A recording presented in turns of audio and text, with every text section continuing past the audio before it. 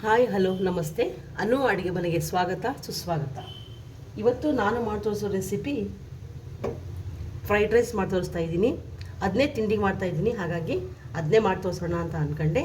ಇದಕ್ಕೆ ಬೇಕಾಗಿರೋದು carrot, beans, ಹಸಿಮೆಣಸಿಕಾಯಿ, ಕೊತ್ತಂಬರಿ, ಕರಿಬೇವು, ಈರುಳ್ಳಿ, ಟೊಮೆಟೊ ಮತ್ತು ಕ್ಯಾಬೇಜನ್ನು ತರಿಯಾಗಿ ತುರಿದಿಟ್ಕೊಂಡಿದ್ದೀನಿ. ಇಷ್ಟನ್ನು ಹಾಕಿ ನಾನು ನಿಮಗೆ ಫ್ರೈಡ್ ರೈಸ್ ಹೇಗೆ ಮಾಡೋದನ್ನು ಹೇಳ್ಕೊಡ್ತೀನಿ. ಸ್ವಲ್ಪ ಬಟಾಣಿ, ಸ್ವಲ್ಪ ಶೇಂಗಾ,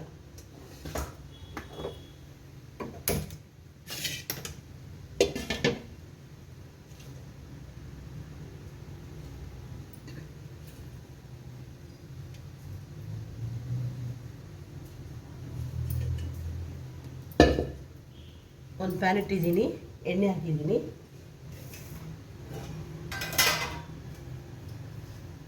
ಜೀರಿಗೆ, ಸಾಸಿವೆ,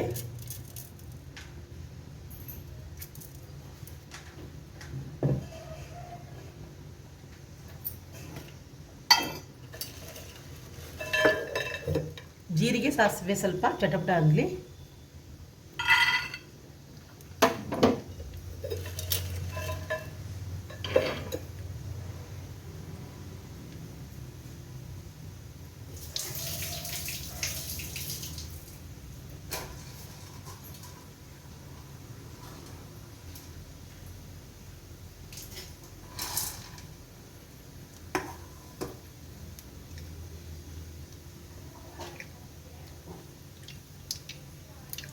ಬಟಾಣಿ ನೆನೆಸಿರಬೇಕು.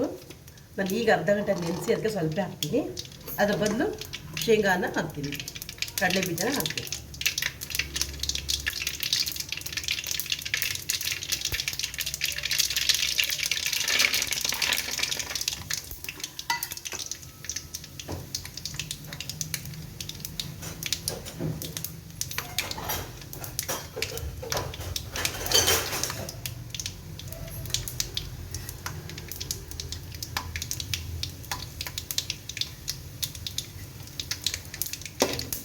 ಶೇಂಗಾ ಚೆನ್ನಾಗಿ ಫ್ರೈ ಆಗಲಿ ಎಣ್ಣೆ ಒಳಗೆ.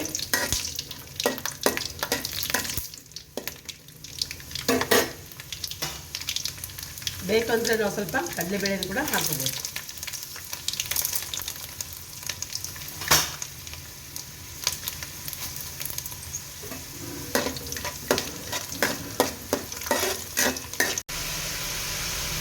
ಮಕ್ಕಳು ತರಕಾರಿ ಬೇಡ ಅಂದಾಗ ಈ ರೀತಿಯಾಗಿ ನಾವು ಮಾಡಿ ಅವರಿಗೆ ಕೊಡ್ಬೋದು.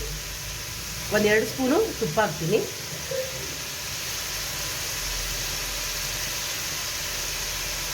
ಬೇಡ ಅಂದರೆ ನಾವು ಬರೀ ತುಪ್ಪದ ಕೂಡ ಮಾಡ್ಕೋಬೋದು.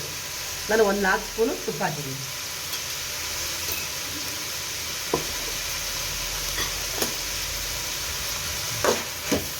ಈಗ ಇದು ಇದರೊಳಗೆ ಫ್ರೈ ಆಗಲಿ, ಚೆನ್ನಾಗಿ ಫ್ರೈ ಆಗ್ತಾ ಇದೆ. ಕುಕ್ಕರಲ್ಲಿ ಅನ್ನ ಮಾಡ್ಕೊಂಡು ಇಟ್ಕೊಂಡಿದ್ದೀನಿ. ಅನ್ನನ ಹಾಕಿದ್ದಕ್ಕೆ ನಾನು ಕಲಿಸ್ಬಿಡ್ತೀನಿ.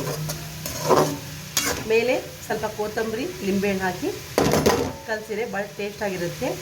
ಕೊಬ್ಬರಿ ಚಟ್ನಿಯೊಂದಿಗೆ ಇದನ್ನ ನಾವು ತಿನ್ಬೋದು, ಭಾಳ ರುಚಿಯಾಗಿರುತ್ತೆ. ಈ ರೆಸಿಪಿಯನ್ನು ನೀವು ಕೂಡ ಮಾಡಿ ನೋಡಿರಿ ಮನೆಯಲ್ಲಿ. ಇಷ್ಟ ಆಗುತ್ತೆ ಅಂದರೆ ಲೈಕ್ ಮಾಡಿರಿ, ಶೇರ್ ಮಾಡಿ, ಸಬ್ಸ್ಕ್ರೈಬ್ ಆಗಿ. ನೀವು ಸಬ್ಸ್ಕ್ರೈಬ್ ಆಗಿದ್ರೆ ನಮ್ಗೆ ಮೋಟಿವ್ ಇದ್ದ ಹಾಗಾಗಿ ಈ ಫ್ರೈಡ್ ರೈಸ್ ಹೇಗಾಯಿತು ಅನ್ನೋದನ್ನು ನಮಗೆ ಕಮೆಂಟ್ಸ್ ಮಾಡಿ ತಿಳಿಸಿ.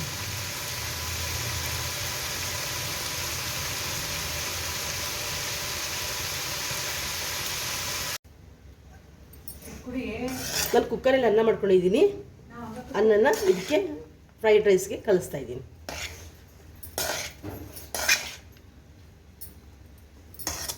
ಈ ರೀತಿ ಮಾಡಿಕೊಟ್ವಿ ಅಂದರೆ ಮಕ್ಕಳು ಟೇಸ್ಟಾಗಿರುತ್ತೆ, ಮಕ್ಕಳು ತಿಂತಾರೆ. ಕಲರ್ಫುಲ್ ಆಗಿರುತ್ತೆ ಕೂಡ ಇದು ನೋಡೋಕ್ಕೆ.